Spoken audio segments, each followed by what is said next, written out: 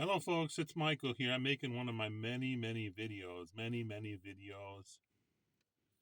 I want to talk about history a little. I used to be like crazy about history in World War II, and I think I got a B. It was probably one of my better subjects in school. Let's talk about Pearl Harbor. I'm sure everybody knows about it when the Japanese attacked with this massive armada. This massive armada attacked Pearl Harbor on December 7th. They launched planes upon planes upon planes, and they caused like mass destruction, and they wanted to annihilate the Pacific Fleet, the U.S. Pacific Fleet, so they could just run rampant in the Pacific Ocean and take over any island they choose, and eventually force America to surrender or negotiate. So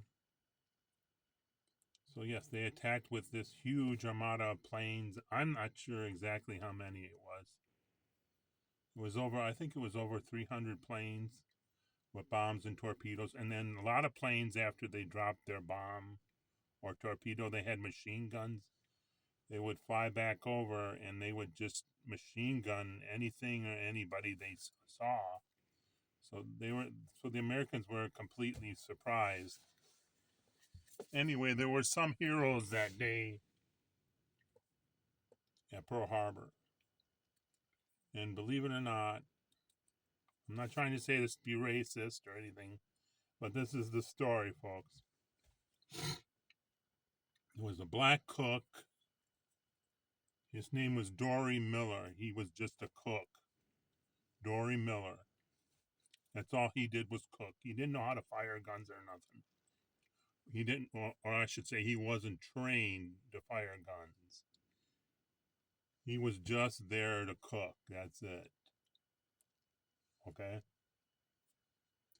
So his ship came under attack by the Japanese, the West Virginia, a battleship.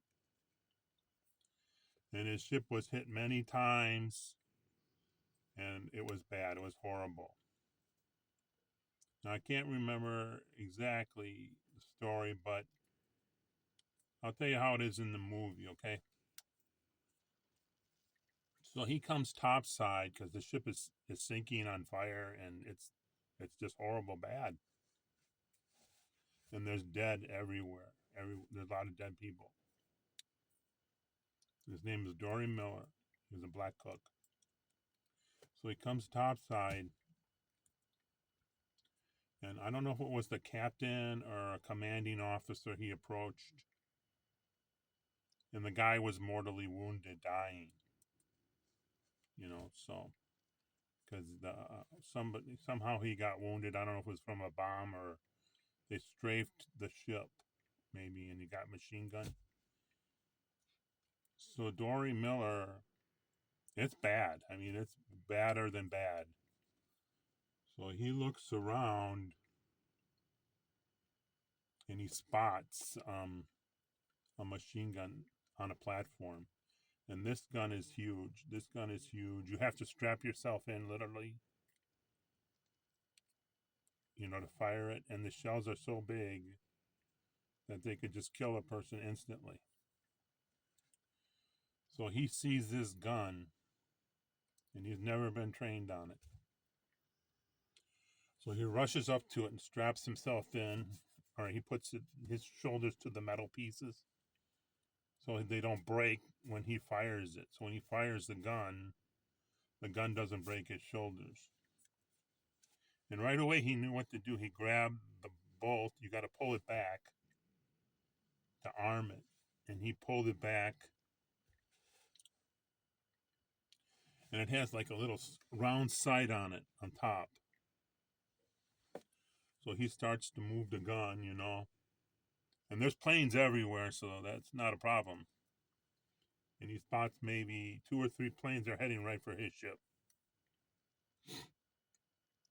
So he just starts screaming like in horror.